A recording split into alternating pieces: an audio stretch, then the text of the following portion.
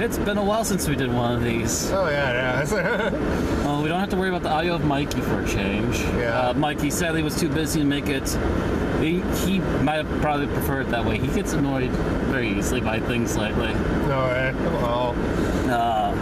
Like every other day, I'm hearing something that's pissing him off in one of his video games or one of his shows. No way. Yeah, he's been particularly disappointed in the CW DC universe stuff lately. Oh, okay. Well. Yeah. Speaking of disappointments. So today we went to finally see Star Wars: The Rise of Skywalker. Yeah. There was a rise, all right, of space penises in the sky. Yeah.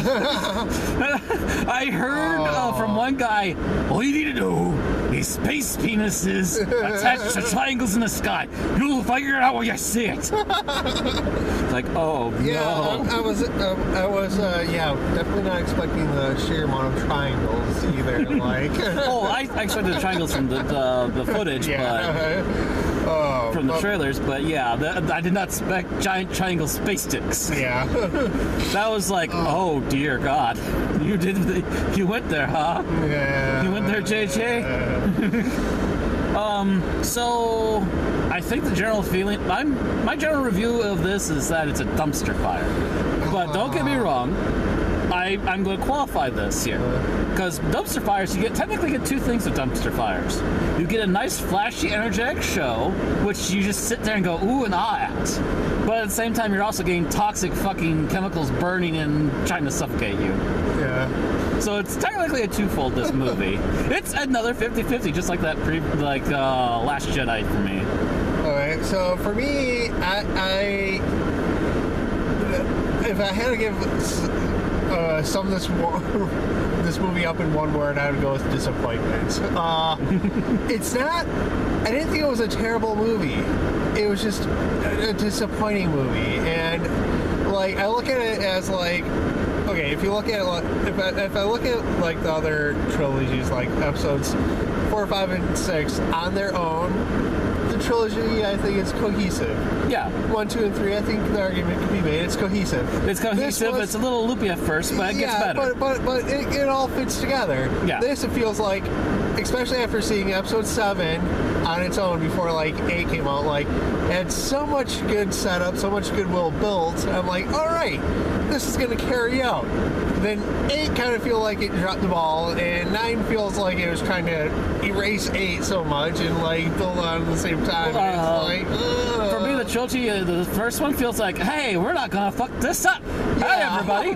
The next one is like, and now we're punching you in the nuts. Yeah, and it's just like, and then 9 is like, we'll never got punched in the nuts. I know, and it's just like it just you'll feel perfectly fine. Yeah, but you always have a squeaky voice. It just makes like episode 7, 8, 9 as it feels like just so disjointed as a trilogy, and just as what it could have been. It was disappointing. It was just all around. It was disappointing. And like I said, it's not. That's the worst. I think it would have almost been better if it was just a completely horrible movie, but it wasn't. It was decent, and that's just. It's just like, oh, it could have been so much more, though. The problem is that this movie was trying to. The biggest problem about this movie is that it was trying to do too much with too little time. Yeah. What this needed was essentially a second movie, but failing that because it's supposed to only be a trilogy. Right. What they needed to do is really cut the fat, and I don't think they did enough of that. At the same time, I feel like they chopped off the parts that weren't fat in certain areas. Because I'm aware of certain leaks. Thank you, Midnight's Edge. Midnight's Edge is like fucking hooked up. They got secret people inside of Disney that are giving them stuff. Yeah. Like, they are massively hooked up, and they're a good source for information. And I was actually told, I forget by who, but there was supposed to be like next to no Force Ghosts. There's at least 3 of them, technically.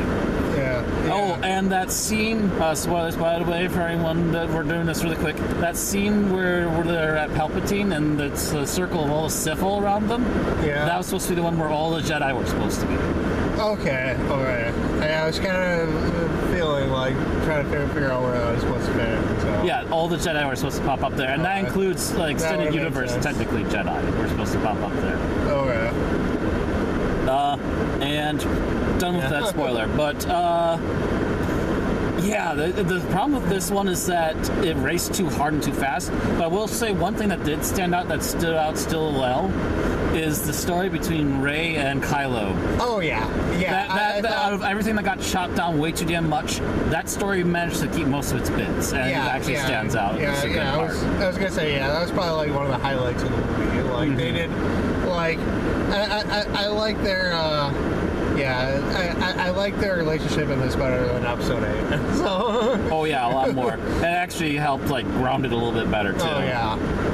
So they at least made up a little bit, but it's still a hodgepodge hokey mess. Mm-hmm. I'll get these used secondhand at like a DVD store or something. Yeah. Actually, I wouldn't be surprised if now that the trilogy's done, they're still going to try and push out a box set or something. Oh, I'm sure they will. So I'll pick that up whenever it finally comes out. But I guess that's our opinions for this. Anything else you want to mention? No. I said my piece, so. All right. So that's about it for our opinions on this. Thank you all for watching. We'll see you all later.